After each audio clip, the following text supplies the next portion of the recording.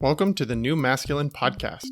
This is a place where masculine identifying people come together in community to disrupt outdated models of masculinity and together construct new models for our way forward as men. As a special note, while this conversation is between men, this podcast values all beings and seeks to create positive impacts for all. I'm your host, Travis Stock. I am a master life coach, an equus coach, which means I often partner with horses when supporting clients, and I'm a teacher. In my coaching work, I am passionate about the balance of masculine and feminine energies in each of us, regardless of gender. I seek to help others nurture a relationship with both types of energy, which often leads to a greater sense of wholeness. And yet what I found in my work with men is that many of us have been taught messages about what it means to be a man by first teaching us to avoid anything that is associated with the feminine. That avoidance leads to few experiences of intimacy, emotions outside of anger, vulnerability, or even a sense of belonging. Striving to comply with these models of masculinity has many of us feeling isolated, ashamed, unworthy, afraid, angry, and depressed.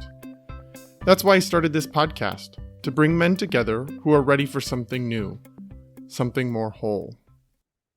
As you know, I love finding and featuring men's work communities throughout the US and broader world for you all. My hope is that you'll hear something inspiring from someone conveniently located to you and take the leap of faith to join a community of men that can support your journey. Today's guest is the founder and facilitator of one of those very groups. For over a decade, executive coach and facilitator Jake Fishbein has been shaping and guiding the Arena Men's Group based in New York City.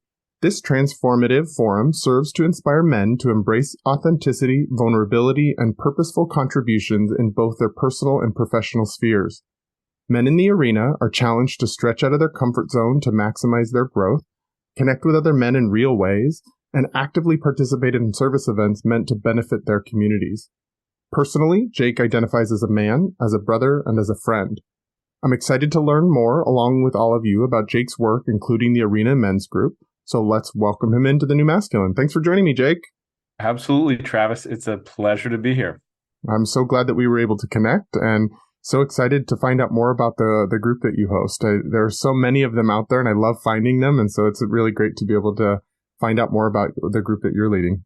Well, thank you. I feel the same. It's been, I think that over the last year and a half or so, I've connected with a lot more men in the men's work field that are leading different groups. And it's always so powerful to learn from other men doing this work in different and yet still such powerful and impactful and necessary ways. I love that because that's been my experience too, is like I started this podcast not knowing if I would really find other men to connect with. And yet I just keep finding more and more and more. And there's so many people doing intentional men's work. And I'm so excited to continue finding them, including your work.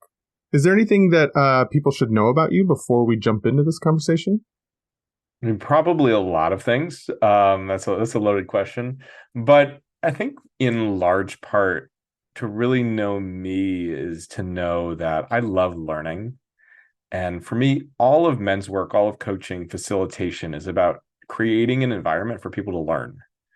And that's really how I approach everything. I always tell everyone in our communities, there's no way to get an A in this. And there's no way to fail either. That as long as you're looking to learn, there is no failure. Because everything builds upon the last to bring you somewhere. And for me, I've loved learning since I was a little kid. So that's part of me that I still take forward into my life as an adult is that love of learning and hopefully imparting that to the people that I work with to help them learn as well. I can even see that already, that love of learning and that engaging in just the learning process rather than the achievement or success of some outcome as an interrupter to our kind of traditional models of masculinity that are seek to know the answers, to be good at things, to be really achievement oriented. Just to be in the curiosity and in the learning process in itself is kind of radical to our ideas of masculinity. It really is. And I always think about this poem, Ithaca by C.P. Cavafy, which is an exploration of the Odyssey, which was my favorite book as a kid. And what I think about now doing my work is it's all this big journey to Ithaca, that the only arrival is death, that the only achievement is actually passing from this life into the next or whatever, I don't know what comes next. But until then, we're always in the process, we're always in the journey. And I know that when I focus on achievement, achievement is fleeting. It's a moment. Set this big goal, climb the mountain, get to the top, and then guess what? There's another mountain. It loses Hmm. its oomph, its significance, its juiciness once we actually achieve something. And so I always like to say achievement is actually mastering the process. Mm. That's the true achievement, because that stays with you for the entire journey and allows you, or it allows me, to reach those peaks, to get those achievements, to hit my goals. The juice and the beauty is in really engaging with the process and seeing the process itself as the result versus the results as the results. I love that. And it aligns a lot with one of the sort of core foundational pieces of my coaching work with my clients, that I believe that everything that we want external to ourselves, these goals, these things we're achieving, the right job, the right title, the right financial status, the right relationship, it's all because we believe that we will feel better in the having of that thing. And so what would happen if we took those sort of external goals out off the table for a moment and got you in right relationship with yourself, and then see what you create from there?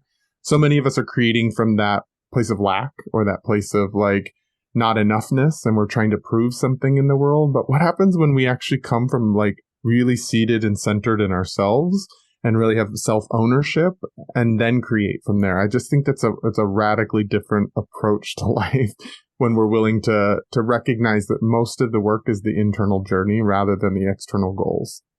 Absolutely. I always, I mean, as I've done this work, I definitely did not always, but as I've been in this work for so many years, that I've noticed that the external tends to be a representation of the internal. Mm-hmm. That how I relate to myself is how I relate to the world. For sure. If I relate to myself as not being enough, or not having enough, or being broken, I'm going to relate to the world as not enough, as being broken, as not having enough. And that's what I'm going to see out in the world. So I really appreciate that as being a core of your coaching. Mm-hmm. It's how someone relates to themselves is how they relate to the world. Yeah, so let's take this a little more personal, and let's check in with your own story as a man. Like, what comes to mind when I ask you to reflect on the stories, the situations, the experiences that were most important to you in terms of your growing up from boyhood into manhood in our culture? Yeah, it's a great question. And I'm really lucky. I've had really phenomenal male role models my entire life.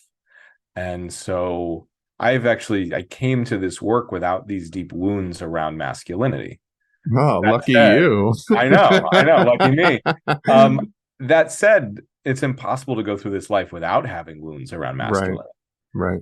But I grew up, my dad I mean, an incredible person and someone who's made a real impact in the world. He's for the last since 1988, he's worked with coffee farmers and their families to help them improve the quality of their lives.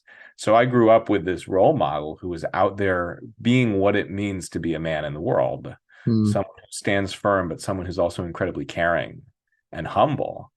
And so I think very early on, our relationship set that foundation for my experiences with masculinity. As a kid, I remember once when I was about 7, I think I was about 8, we spent 2 years every Sunday, we wrote a screenplay together and about a mission to Mars. It was very fun and very silly and such a treasured memory because it was this opportunity to be with my dad in a very intimate, collaborative, vulnerable, fun, connected way. And I've had that gift my entire life. He lives in New Mexico with my mom, and I'm in New York City. So there's a lot of distance between us and has been since I left New Mexico in 2009 for college. But so much of that foundation was there from the beginning. But then I think about my own relationship with masculinity changing in middle school and high school and going to college, suddenly being surrounded by an environment that was very different and getting more of those traditional messages of masculinity, of not feeling comfortable talking to my parents about certain things, not feeling comfortable talking to my friends, sex suddenly becoming this performative macho thing that we brag to each other about, even though none of us were having sex. And definitely found myself caught in that trap of not really knowing what it feels like to be a man and having great role models on one end, and then being amongst a bunch of boys who didn't know what it meant to be men and weren't willing to talk with each other. We didn't talk about puberty. We didn't talk about sex and like, hey, I'm really nervous about this. I have no idea what I'm going to do. Like, how does this work?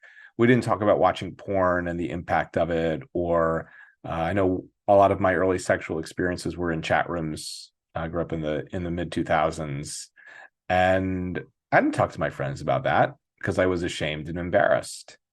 And my experience has been that's how most men interact for most of their lives, is not talking about those things. Mm-hmm. And it continued on in college. I had a big aha moment when I became a senior, because when I was a freshman, I had a friend of mine I looked up to him. He was a senior on the track team, like such a cool guy. And he wanted to hang out with me. And I was like, I'm this lowly freshman, and here's this senior who wants to be my friend. Like, that's really cool. And I remember admiring him so much and looking up to him. And I would ask him for advice here and there. And I remember when I became a senior and I was the age he was when I met him, I realized he didn't have any of it together. Mm-hmm. And there I was learning what it meant to be a man from a boy who was 3 years older than I was. And I was lucky. My track coach in college is also like an incredible man, someone who was so compassionate and unyielding and vulnerable and powerful and good. And so I had such a good male role model in college too. And yet most of the time was spent with boys who all thought they were men. Mm-hmm. And I remember reflecting on that when I started doing men's work and just recognizing the unhealthiness of growing up in community with boys who thought they were men, but who weren't. And going through those rites of passage with boys who thought they were men, but not with men. And what we missed and what we didn't talk about and what we didn't feel comfortable talking about and what we projected onto each other. And that's where you call them wounds of masculinity came from. And there wasn't some deep traumatic experience, but just the repeated assaults of our society on what's possible for men together. Yeah, it seems to me like as you're talking, I'm like reflecting on how much sort of mental and emotional maturity it takes to be able to recognize that the boys who think that they're men are not, they really don't, like, to see through the veil, to see through the facade and the performance, to recognize, oh, that actually isn't manhood, that isn't masculinity. How did you see through that? Because I don't think most of us do see through that till much later, if at all. Yeah, well, I definitely didn't at the time. Okay. I think when I realized, oh, my friend was like, wow, he didn't have it all together. It wasn't like, oh, I was learning how to be a man from a boy older than myself. That came a few years later. Got it. So it's more of like a retrospective look at it. More of a retrospective. I think there was an awareness in myself. I had a food blog in college called The Food Travels of a Coffee Snob, and it was more of a meditation on life. And so I've always been a deep thinker and would think about these things. And I've looked at my journals from college, and the thoughts are there, that I had an awareness at that age of something. But it was only when I got introduced to men's work, and I entered this work when I was 24 and started working on a novel, that's when I began looking back at my experiences and being like, oh, I see this so differently now. Mm-hmm. I knew it wasn't healthy. It was fun. Like, I had a great time in college, and I have some great friends from then. And I don't regret the moments we spent together not talking about meaningful things, because we were 18 years old. Like, in many ways, I didn't necessarily want to be having the conversations I have in men's groups today about responsibility and accountability and integrity when I was 18. Right. With my friends. But I know for me, it was being so hard on myself and comparing myself to these other boys and what I thought were men. And that's where that's where I struggled, was that comparison. Yeah. And that I wish we had, I wish that we had felt more comfortable to talk about that. Not necessarily accountability and integrity, but comparison and talking about the things that actually were challenging for us. Yeah, I really get that on kind of two different levels, and it leads me to a question. Like, I really understand that developmentally, an 18-year-old isn't necessarily expected to have the same kinds of conversations that a man further into his adulthood. There's lots of studies in the US that are saying that, like, adolescence doesn't really end at this point until like 26, 28, somewhere in there, especially for men.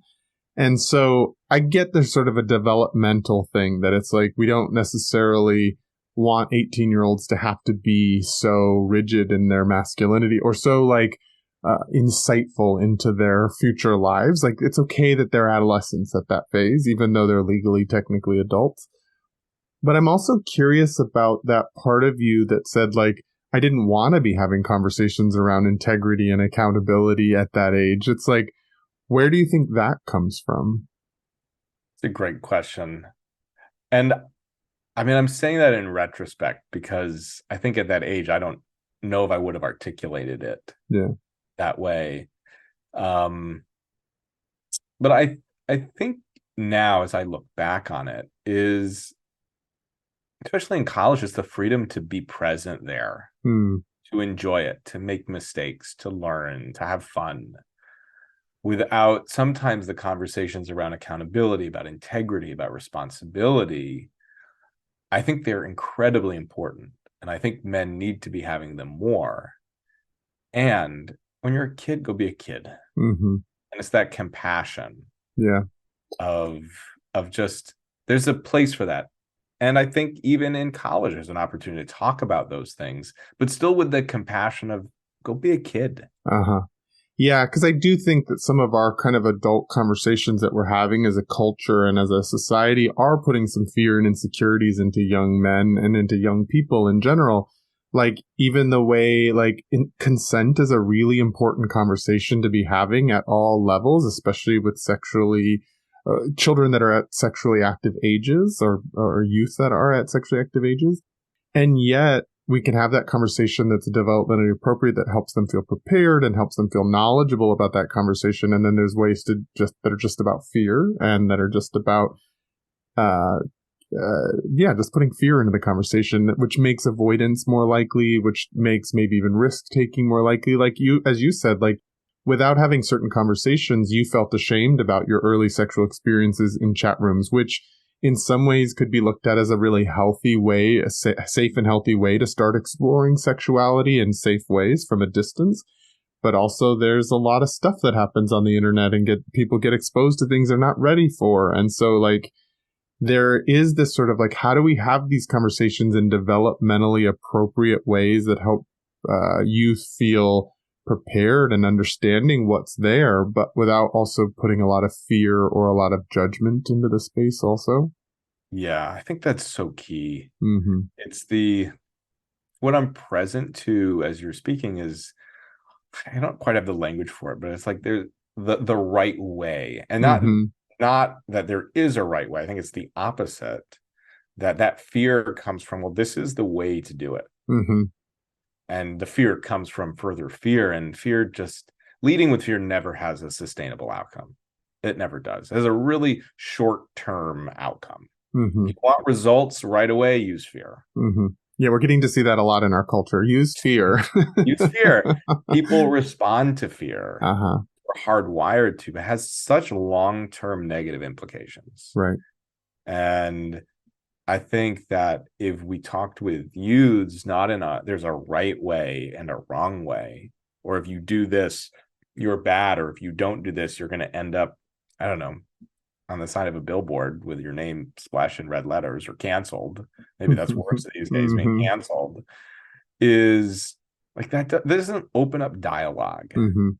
And I think about being a kid or being a teenager or being at college, and I don't know that I would have been open to dialogue, because I probably would have, but I may have been shy about it. I may not have felt safe with it. I may have felt judged by my friends if they weren't also open to dialogue. But I know how valuable it would have been had I been willing to choose into it. Yeah. And that's what I would hope for. And it's not just for teenagers. I look at our world, I see a lack of dialogue. Mm-hmm. For sure. That people don't know how to be in dialogue with one another and hold opposing views and Mm-hmm. be respectful and compassionate and curious and share vulnerably. And I think had I been 18 years old and sharing about, um, not having had sex and being anxious that I hadn't and feeling ashamed that I hadn't and wondering who had and, feeling less than because of it, had there been a forum to actually have a conversation and share vulnerably, again, I don't know that I would have, but I know that had I been willing to, it would have changed my experience for many years. Yeah, it sounds like there's this like I'm really picking up on there's a need to just let kids be kids. Just let a 17-year-old be a 17-year-old. Just let an 18 be, and there's value to that. And there's like learning that they have to go through as they step into the world just as themselves. And I also think that we can do through men's work, through like role models like our fathers and our coaches and our like healthy men that are actually men that are not boys masquerading as men, that we can also stretch young people's ideas and their understanding of their impact on others, their understanding of concepts that are important to reflect on, that can help create space for them to ask questions, even if they don't feel safe to do so, but we create the space so that it's available if they want it. I think that's what I'm hearing is like, it's both. It's both letting a kid be present to their own like lived experience and just being who they are without over analyzing, but also stretching the skill set that's coming online right at that time frame where the prefrontal cortex that can do abstract thinking and can think in metaphors to stretch that part of the brain that's just starting to fully come online in their development, so that it's both. Yeah, absolutely. It's it's both. It's finding that middle ground, Mm-hmm. that line, that very thin line where those conversations are possible, but they're not oppressive. Uh-huh. Oh, that's a great way of putting it. Possible, but not oppressive. I like that. So tell me about what led you into your first men's work experience at 24? Like you're saying like, in college, I was just being myself and I don't know that I'd be open to this, but then there's something that shifts in you that's like, oh, I want to be in this space now. Yeah. Well, it's an interesting story, and it was intentional but not intentional. Out of college, I moved to New York City and I got a job in public relations, which I didn't really know what public relations was when I showed up for the job. And very quickly realized that was not my world. That I have always been someone who's valued honesty and integrity and curiosity and taking responsibility. So those are part of who I am. And Different things than public relations ask of you. yeah, PR was none of those. Just leave it at that. Uh-huh. And I knew that wasn't the path forward, and I wasn't being paid what I wanted to be paid. Although in hindsight, I mean, I was underpaid in hindsight, but not severely as I believed I was. But anyway, a friend of a friend of a friend recommended I do a series of workshops and work with a coach. And I was pretty desperate at that point to change something. I had no idea what I wanted to do. For my whole life, not my whole life, but the last few years in college and leading up to it, people would ask what I want to do. I'd say, I'll figure it out sometime in the next 50 years. And it was only half a joke because I really didn't know. And I think in hindsight, I would have loved to have been a teacher, but I didn't. I was ashamed because teaching paid so little and just didn't feel valued. Mm. So I didn't feel the permission to do it, even though I have ended up in a profession as a teacher in many ways. I think that's really insightful to think about how, especially for men, for boys growing into manhood, how certain fields like teacher maybe aren't as valued and they don't lead to the same kind of financial security and success, and they don't help us be in the provider role, and they don't it almost feels like certain roles are in some ways feminized and not as valuable for us as men to step into. And so yeah, I think that's really interesting to reflect on. Sorry, I just wanted to point that out as you were No, saying that. it's a great observation. I think it is part of why I didn't pursue it, as well as not necessarily wanting to go to graduate school and not really knowing what I would teach. But I was searching, and I had done a writer's course recently, and I've been a writer since I was a little kid. So that's always been part of who I am. And when this friend of a friend of a friend recommended the workshops and working with a coach, I just trusted her. I mean, I thought the workshops were a career development workshop and signed up for it. It was not. It's a great bait and switch. Great bait and switch. I mean, I didn't know anything about it. I was just like, yeah, I'm going to do it. Why not?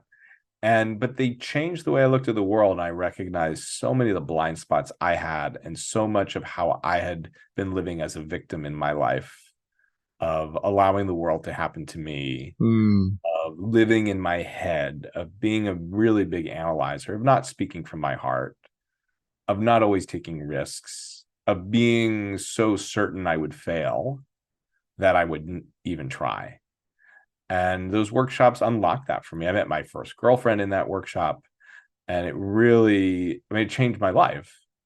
And it wasn't men's work, but it's very related. And it was inside of that I reached out to the coach while I was in these workshops.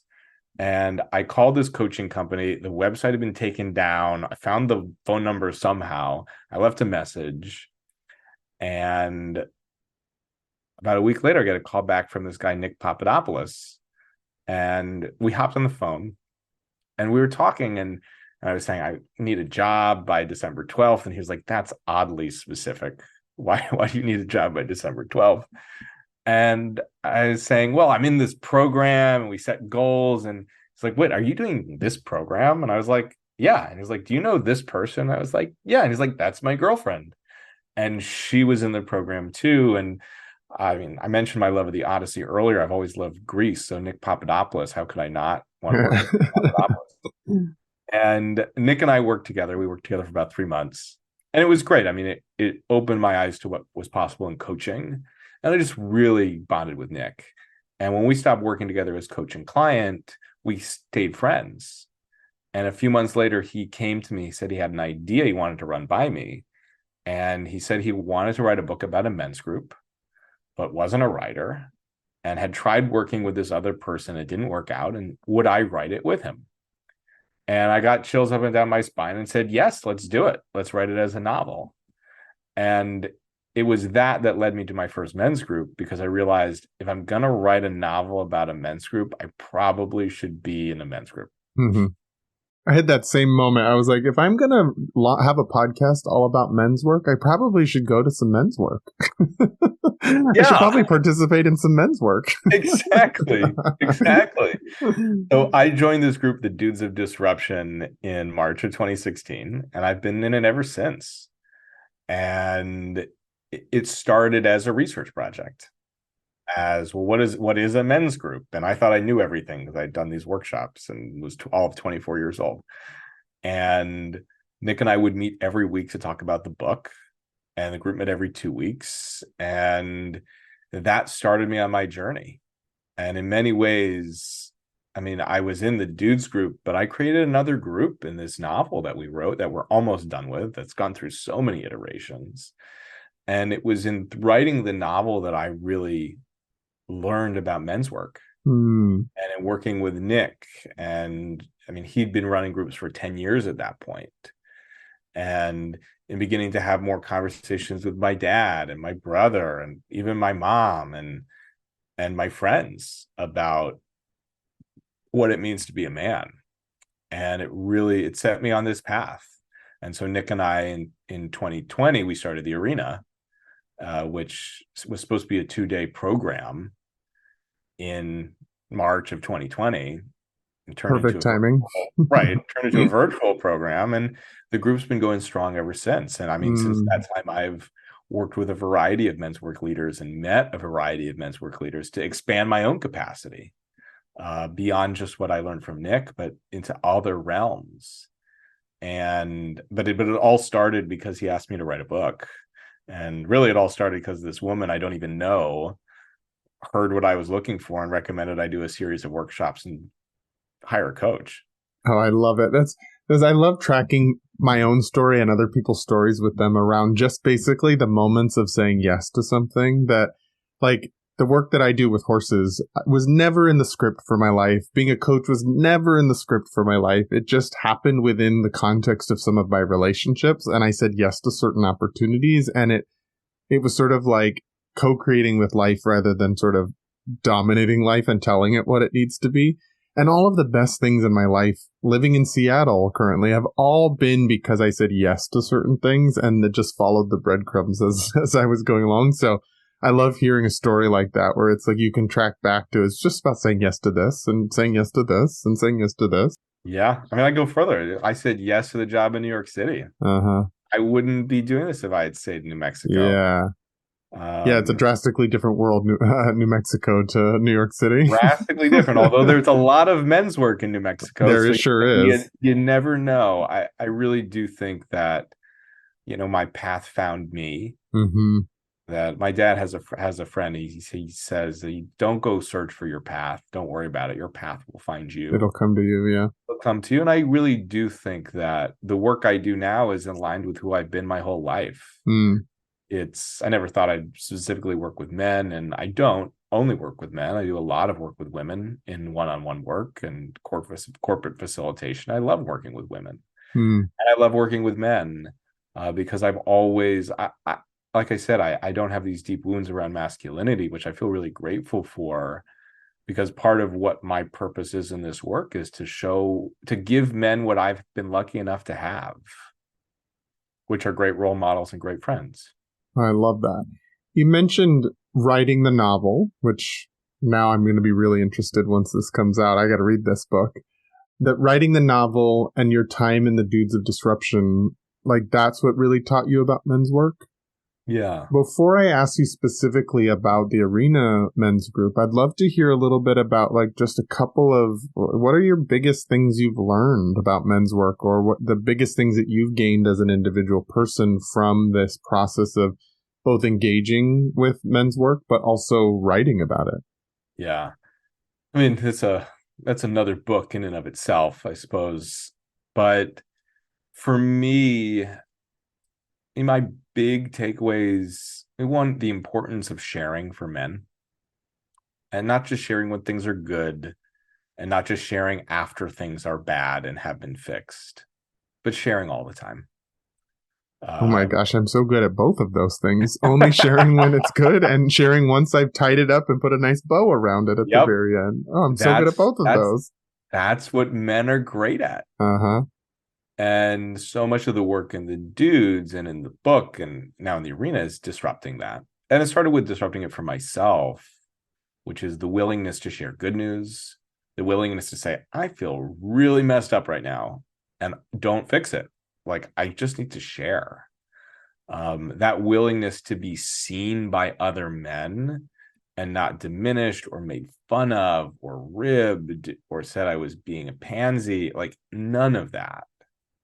Like, I think that in a nutshell, like that's the most valuable part of men's work, is just being able to share with other men and be seen and appreciated. And it's a practice on both sides to be the one to share, but also be the one to hold space and listen without trying to fix. Because so much of our ideas as men is, okay, well, there's a problem. Let's fix it. Let's deal with it. And yet, as I love what you're pointing out, that it's not about that. It's not the solution. It's not the fixing. It's actually just being able to be in the process of sharing and being witnessed. Exactly. I think that, and I think for men, that's a game changer. Because I don't think, well, I shouldn't say that. I don't think. My experience has been that men are incredibly uncomfortable being intimate with other men. For sure. And there's few things as intimate as sharing vulnerably and receiving someone's vulnerable share. Mm-hmm. And I know so many men who just like will pivot the conversation or leave or make a joke. I mean, men make jokes all the time to break the intimacy. Mm-hmm. Like all of the time. There's an intimate moment and the next thing someone's making a silly joke. And it's because it's there's this discomfort there, and sitting with it, I think that is the interruption. That is the interruption for so many men, of just how to be intimate with one another, which really I believe is how to be intimate with themselves, which is, I mean, I'm thinking about this because I'm doing a panel discussion on intimacy tomorrow, but it's that intimacy with self, which is such a big deal. And so many men don't feel comfortable being intimate with themselves, which in turns, how can they be intimate with another man? And you can go back, I mean, to their fathers and grandfathers. I mean, you go way back into why that is. I think just the bottom line is it is. Mm-hmm.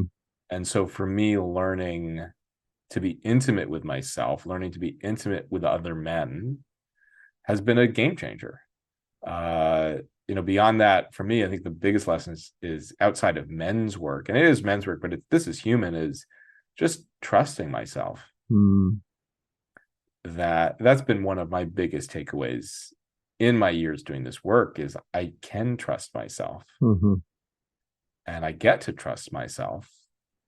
And I mean, I work with so many people, and so many people don't trust themselves. And I didn't for a very long time. And there are still circumstances I don't trust myself in. Yeah, for sure. And that also is a game changer when I just chose to.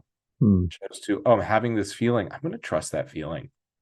I love this part. I want to come back to that intimacy piece, because I think it is really, it being intimate with another man breaks so many of the rules of the manhood in our culture. And it's like, as you were saying, like, it can be about like their own relationship to their fathers and their grandfathers and the other men in their lives, but also the way that we check each other as men and socialize each other is to avoid intimacy with each other, is to feminize intimacy, is to call each other gay if there's an intimate moment that happens, and to make it wrong to experience intimacy. So it really makes sense to me why so many of us feel uncomfortable in that space. I think I shared this on the podcast before, but I had an experience a couple months ago in a men's group thing. It was all really about embodiment practices. And one of the things we did was sit on a Zoom call, and we each got paired up with another person who I'd never spoken to, never met ever before in my life. And we just had to stare into each other's left eye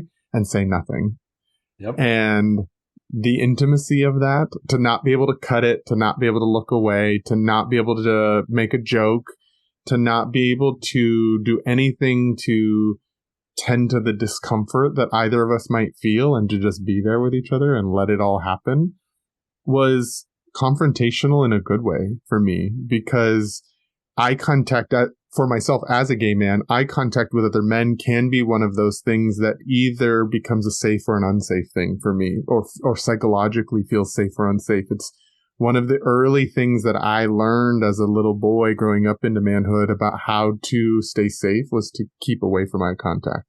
And I watch that happen all the time, like being in, like, going to the gym. You watch men not be able to hold eye contact for very long because it's too intimate, because it's seeing each other, because of what it might mean. And so to sit in a space with another man who knows nothing about me, who knows none of my backstory, who knows nothing about my sexuality, and to just stare at him in the eye was like, woo!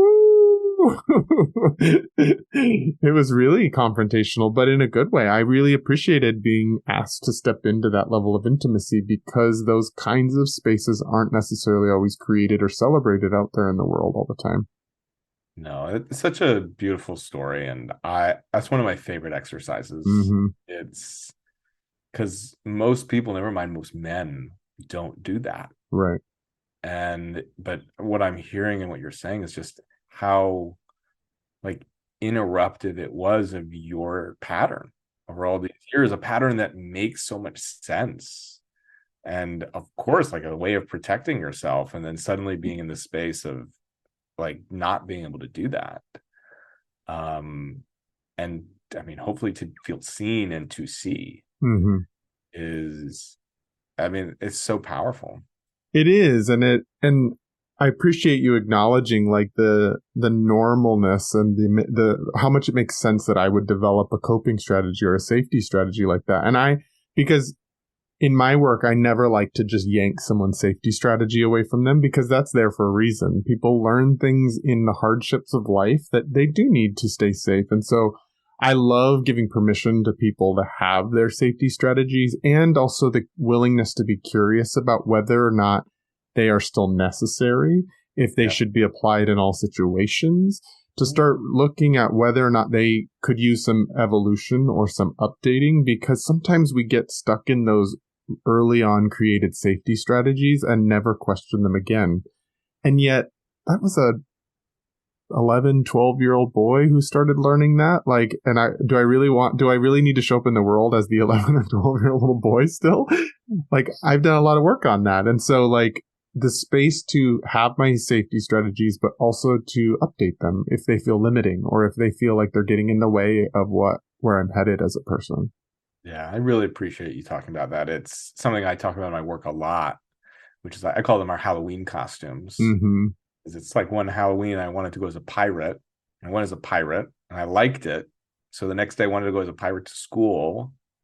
And then, fast forward 3 months, I'm still going as a pirate to school, but I forget I'm even wearing a patch. Mm-hmm. They become part of who I am. Yeah. And these safety strategies become part of who we are. And they work. And that's that question of, are they still working? And I always say it's not about taking them off and throwing them out. Taking them off, putting them in the closet. Mm-hmm. You may still need that Halloween costume sometimes. Sometimes our reaction is necessary. And I do a lot of work around reactivity versus responsiveness. And I think a lot of people, when they hear me talk about it, think I am demeaning reaction. And I know when I started doing this work, I thought, oh, the goal is to never react. Right. And I've recognized over the years, like, well, that's impossible. We have a nervous system that responds. We have a nervous system that is doing its job. Reacts to things, yeah. I'm reacting. That's my good news. It means Uh-huh. my nervous system is like on point. Uh-huh. But there are certain situations, I've done a lot of work with a few different people on this, of I'm reacting to things where I'm not actually unsafe. Mm-hmm. But my body and my amygdala think I am. Mm-hmm. And so, okay, that's a situation where my reaction is not serving me. But if I'm driving a car and there's a bear on the side of the road and I react, good reaction. Yeah, very good. Trust that. Follow that. Trust that. It's that parsing out. Is my life actually threatened in this moment? And sometimes yes, and sometimes no. And if it's no, how do I get out of my reaction so I can be present with what's here? Because I know that when I'm in life threat, when it's not a life-threatening situation, which is most of the time, knock on wood, in my life, reacting that way undermines the situation and usually causes chaos and drama, and unnecessarily so.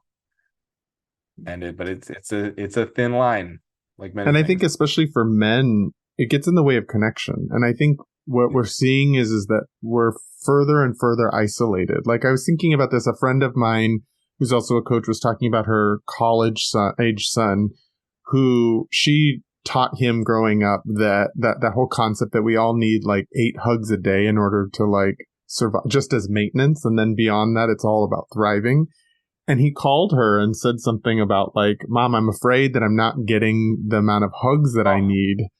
And I started going like, how much is that the case with boys? Unless a boy is in a romantic relationship, there are so few spaces where we hug boys and men. There are so few places where we are connected, where we get to be intimate, where we get softness, where we get care. We don't hug each other as boys. We will punch each other and there's some sort of like contact, but it's often in that hazing kind of playfulness. And some of that's super fun, but like just being able to be held, just being a hug, like that reminded me about how isolated many of us feel. We can't talk about our emotions. We can't talk about when we're scared. We can't reach out for a hug when we need one. We can't, not even just in moments of like need, but just in a daily, like important nutrient for our life is connection and contact. And so I think that our safety strategies and the things that we've learned about who we need to be as men in our culture have really continued to isolate and disconnect us. And I think that's what we're talking about is it worth getting curious about, updating, seeing if it actually applies in this situation so that you can serve to connect in more and more ways that are beneficial to you. Yeah, totally. I mean, I'm sitting here thinking about how many hugs do I get a day? And I mean, some days I get a lot of hugs. Yeah. And some days I don't get any hugs. Yeah. Yeah. And outside of, especially for heterosexual men, I think outside of a primary romantic relationship, I think that's really one of the few places on a day-to-day once you're in adulthood that men get hugs. Yeah, it's interesting because for me, I've always hugged my friends. Mm, And I don't know when that started. Like I don't know if it started in elementary school, but I don't know when it started. But when I see my friends, we hug. hmm And I was at men's group last night and got 15 hugs. mm. And I see my brother and we hug. I see my dad and we hug. So that's it's not my lived experience, but I see it. You see it, yeah. And I also know there's a difference between a hug and a hug. Uh-huh. And I Kind of like mean, one of those bro hugs, the just like bro a hug where you tap tap. slap each other on the back. And Uh-huh. I have recently been making the effort, like even if they do that to me, I don't. Mm-hmm. Like, no, just gonna hug you and Hmm. hold. And but it really is a beautiful resource that I don't get enough of, and I get a lot. Hmm. And I mean, I'm just thinking here about like hugging my girlfriend and how great that is. Because it is just a real hug and not like not a slap on the back and a hello, but a hug Yeah, because there is a difference between a hello hug and a hug. and a hug. Yeah. Yeah. So I want to know more about what you are bringing into the Arena Men's Group. I want to know more about what this looks like. If somebody's in the New York City area and wants to come to this, like, what do they expect in a men's group that you host? Yeah. Well, one, we're Zoom, we're virtual, Oh, which is pretty great. We have men from 10 different states in nice. our group. I would love to start a New York in-person arena group at some point in the future.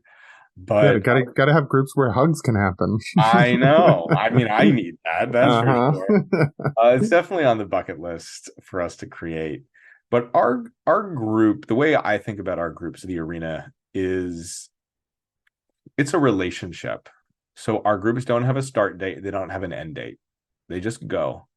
And guys are in them for as long as they're in them. We've had men in our group since the first day we met on March 28th, 2020.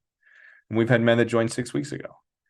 And part of that is because it's really important for men to learn what it means to be in a long-term committed relationship with somebody. Oh, And that's what our groups represent, a long-term committed relationship with yourself as much as with the other men in the group. And of course, we have our logistical pieces of meeting twice a month on Zoom for 2 hours and having a WhatsApp channel. And after every group session, we do what we call a maximum value practice, which is a fancy name for homework, which makes, I think, people feel a little less like it's homework, but only like 10% less. And we have 2 retreats a year where we gather in person. We have one coming up this weekend where it's an opportunity to be together for a full weekend and have those intimate moments to do some deep transformational work. And we have a Google group where people share regularly and over email. We have our WhatsApp channel. So it's, those are the logistical pieces of how, like, the framing of our community, but it's so much about sharing and about leadership and about interrupting what it means to be a man today, redefining it, and about contribution. We, like we do in the Dudes Men's Group, contribution is a big part of the arena. So every year we do a Super Bowl box fundraiser for a school in Haiti, which with the Dudes we've been doing for years. And between the two groups, I think last year we raised over $25,000 wow. for the school. And over the 8 years of combined between, I mean, both groups have been combined for almost 12 years, I guess, 12 years total. I mean, we've raised over 150 or $200,000. Wow, that's fantastic. And we really believe that contribution is so important for men to participate in. And it's not always raising money.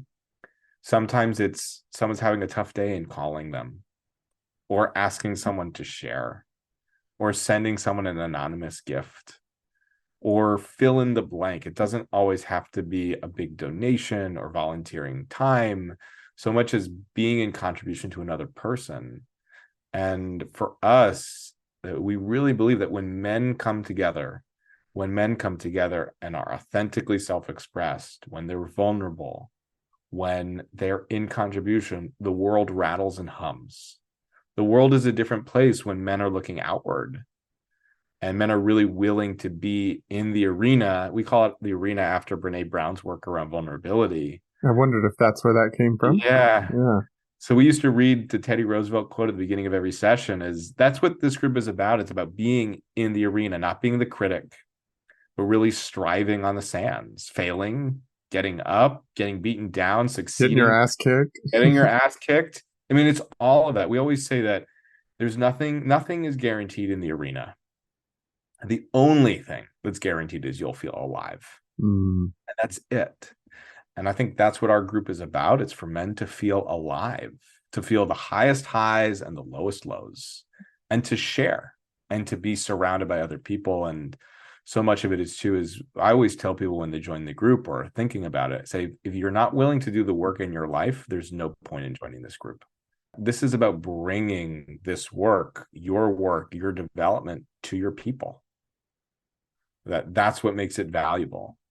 I think at the core, for me, the arena is about teaching men how to be honorable. And for me, being honorable is being in integrity, being honest, being compassionate, being courageous and powerful and firm, being loving, being curious. And the world needs honorable men. Like now more than ever, the world needs honorable men. And I mean, that used to come up in the dudes a lot when we talked about leaving relationships. And it's something that I've worked on a lot in my life of how do I leave my relationships honorably? And my experience has been that most people don't know how to leave relationships. Right. They don't know how to be left and they don't know how to leave. And especially in our like time frame now of like all of the dating apps and things and a lot of our connections starting digitally, like ghosting is such a huge thing. We don't leave it honorably. We don't say what we mean. We don't say what's true. We can't be truthful and kind at the same point. And so we just don't deal with the awkwardness and we bail. We bail. And ultimately, actually, what I'm really present to as we're speaking now is that sucks for the other person. Like it's unkind to ghost somebody. And I've done it. Mm-hmm. But the real thing is it's like a knife in our own chest. Mm-hmm. Because I know it when I don't show up the way I want to show up, it undermines my integrity. It undermines how I think about myself. And like, that's not cool for me. And it's not cool for anybody else I'm going to interact with in the future. And it takes guts to be honest and kind, mm-hmm. and to leave honorably. But I think there's so much pain in our world because people don't leave honorably. They don't leave relationships honorably. They don't leave jobs honorably. They don't leave, office honorably. They don't leave life honorably. And I want to make sure like that's not a make wrong of anybody because it's hard. It's hard. It's really hard. And I've left things honorably and I've left things dishonorably. Mm-hmm. But I think it's, like I said, the arena is not about always being perfect. It's about striving. It's like if I always strive to be honorable in my relationships and leave my relationships honorably, whether it's for the night, like I'm going home, I'm going to leave honorably and not Irish exit, or it's for a lifetime of goodbye, I'm going to leave honorably. It's that leaving that leaves the legacy. Mm. And like I said, I think the world needs honorable men right now who are willing to do the right thing, not the easy thing. Mm-hmm. Yeah, I appreciate that the sort of ideal that you're creating, this image of the ideal of the honorable man. And I also really appreciate you being willing to recognize your own stumbling places and lack of perfection, because I have those moments too. I was sitting here thinking about all of the places where I haven't left honorably in friendships, in different situations. And it's like, and I'm somebody that tries really hard at that. And yet I'm not perfect in that. That's for sure. And I can call up several different situations in my life where it's like the easiest thing at the time was to just fail and to not tell the truth and to sacrifice parts of the truth or focus on being nice rather than being kind, where it was like I wanted to be seen as the nice guy rather than being truthful and kind. And I think nice and kind are very different things. And even though they're kind of sit near each other, they're very different things. And I think that's been such an important journey for me, is the one that always wants to be the nice guy. That's not really the honorable thing to do, because that causes me to sacrifice the truth. That causes me to sacrifice my integrity. That causes me to engage in not not intentionally harmful manipulation, but sort of manipulating people to see me in a certain way rather than just saying what's true for me. But I also have to recognize and take accountability for the fact that my desire to be seen as nice is harmful to me and to my relationships. It is. There's this great, and to be fair, I'm not certified in it, but there's this great certification program and book called Crucial Conversations. Oh, yeah. You probably know it. I do. And there's this distinction they have that when we react, when we want something, we either go to violence or silence. Oh. And we learned this when we were kids. It's what we did to get attention. And violence isn't always physically violent. It can be manipulation. It can be calling names. It could be physical violence. And silence isn't always saying nothing. It could be just being nice. Mm-hmm. It could be being a little Weasley. Mm-hmm. It could be lying. And that both of those create the same result, which is disconnection. Mm-hmm. And that the opportunity is, how do we get in the middle to be in dialogue? Where instead of acting out our violence to get what we want, to being oppressive, or being silent and just like making it happen under the surface, we actually talk about what we need. We have a real conversation about what we're feeling, and we create connection and compassion and humanity. And I look at our world, and there's a lot of silence and there's a lot of violence. And there's not a lot of dialogue. Mm-hmm. And I'm right there with you. I was a nice guy for a really long time because I thought just by being nice, I'd get what I wanted, instead of saying what I wanted. Mm-hmm. Yeah, when you said like conversations about talking about what I need is the thing we're avoiding. It's like, I think we as men are not very good at talking about what we want and what we need. We're good at taking control. We're good at manipulating it. We're good at finding ways to get our needs met, but through really indirect ways. And yet, what if we just stood in our integrity and said, I need this or I want this, and allow the people that we're in relationship with to respond whether or not they can do that, to give them the freedom to be aware of their own wants and needs, and to be a participant in this rather than somebody being hijacked. Yes. As you said before, it's not about the goal or sort of the success perfection thing externally. It's about the journey with ourselves. And sometimes we can't see ourselves until we can. Yeah, that's it. And there's always a new learning edge. Yeah. Like, I master something and there's something new for me to work on. Mm-hmm. Usually it's a deeper version of that same something. Yeah, I was going to say, you master it at that level and then the next level comes around. Exactly. There's always something new. And I know as a coach, and I'm sure you feel the same, I know if I'm not working on it, I'm not being an effective coach and facilitator. Mm-hmm. I don't have to be working on the same things as my clients, but I want to be working on my own development at the same time. And sometimes my own development is, I actually need to say no and stop. That's an edge sometimes. And it's hard for me sometimes. Like, no, I feel like I should be learning more. It's like, no, like sometimes my learning edge is stopping. Mm-hmm. And that's as valuable to work on as accumulating new knowledge. For sure. So some men are going to listen to this and be like excited to join a men's group. Some, that's too big of a leap into something too vulnerable, too intimate.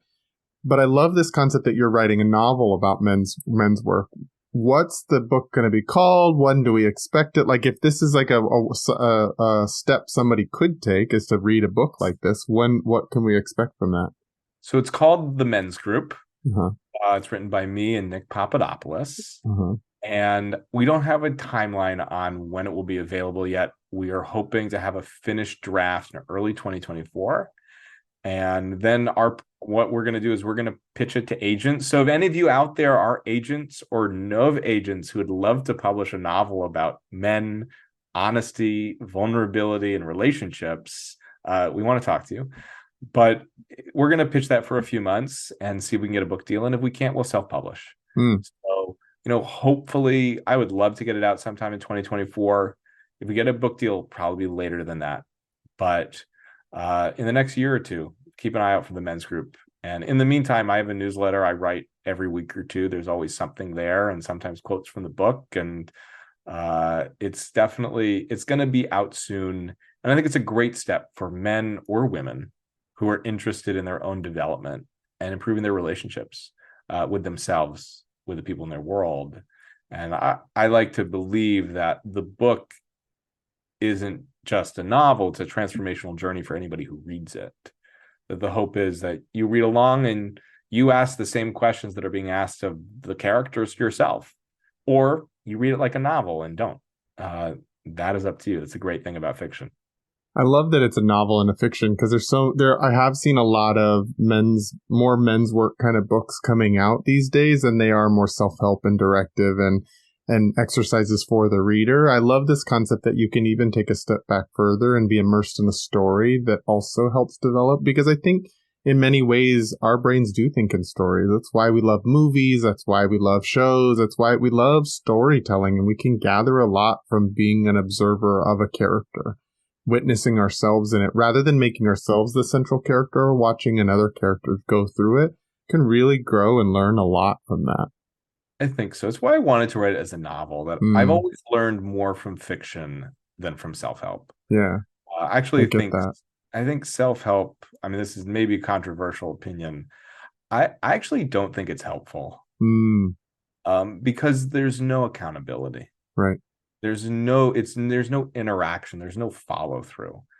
And there's some great self-help books out there. I love Atomic Habits. I never finished it. Like I got what I needed from it. I set it aside. And I think a novel, at least for me, I've always developed relationships with a novel. Yeah. And it allows me to see myself in the characters and learn from the characters versus, as you're saying, like putting myself as the center of the story. Mm-hmm. And not that there's accountability with a novel, there's not, but it has a different life to it for me than a self-help book does. It's more relational, as you were saying. And I think that's what I agree with you, that pure self-help by yourself, alone with yourself, doesn't work. Most of our stuff happens in the relational field. And therefore, that's how we also learn, is in the relational field. That's how we're meant to learn as human beings. We're wired for connection as beings. We're not meant to be alone. And so completely agree with you on this relational piece. So I've had such a great time connecting with you about your own journey as a man, your own stories of going through men's work and what that's taught you, as well as the work you're putting out in the world. I'm hoping that people will hear this, feel inspired by the community you've created, and want to join it. If you could leave men with one piece of advice, what would that be? Yeah. I've been thinking about this question as you prompted me that it would be coming, and I was just going to go with whatever I'm present with, which I'm going to do, which is for all of you men and women listening, and anywhere in between, listening to today's conversation, the piece of advice I leave you with is you're perfect exactly where you are. Beautiful. Yeah. And I just add this, and you get to choose how long you stay there. But you're perfect. You're exactly where you are. You don't have to be anywhere else. And you have the agency to choose whether to stay there or whether to go elsewhere. Beautiful. And thank you, just as a personal thank you, for creating space for those people that don't identify as male or female, that are somewhere, that are finding their own identity outside of that gender binary, because I think those people are perfect as well, and those people deserve spaces in our work. And so thank you for calling that out and creating space for that. If people wanted to find you, wanted to know more about when the book comes out, want to join the Arena Men's Group, how do they find you out there in the world? Yeah, so a couple ways. I've got 2 websites. So www.jakefishbein.com. That's where you can sign up for my newsletter. There's links to the men's work there on there too. But that's my typical coaching website. And if you sign up for the newsletter, all the updates on the book will be there. My newsletter is called The Hungry Reader, and it comes out every couple weeks. The other website is www.thearenaseries.com. And that's all things arena on there. You can also find me on LinkedIn under Jacob Fishbein. Okay, I'll make sure all those are in the show notes so people can easily find them. Thank you so much for joining me. I've really had a great time connecting with you. and really think that so much of what you offered is valuable to people listening to this, but also to the men that are listening to this that are looking for more spaces to stretch themselves, to grow themselves, to be in those spaces where it's challenging you to be vulnerable and intimate with other men, and to also learn the power of being of service to other people. I really appreciate that that's an element of the work that you've done. So thank you really for joining me. Thank you, Travis. It's been an absolute pleasure having this conversation with you today. I really enjoyed it. I loved learning more about you and your work. And just thank you. Thank you for having me on the show. Yeah, you're so welcome. If people want to get in contact with me, you can go to my website at travisstock.com. You can follow me on Instagram at Traver03. That's where a lot of the ongoing conversations of this podcast are going on. So if you have a question or an insight that's come from this, please feel free to share your thoughts on Instagram. Or if you're interested in becoming a contributor to the mission of the podcast, please go to patreon.com/thenewmasculine. Thanks again, Jake, for joining me. And until our next episode.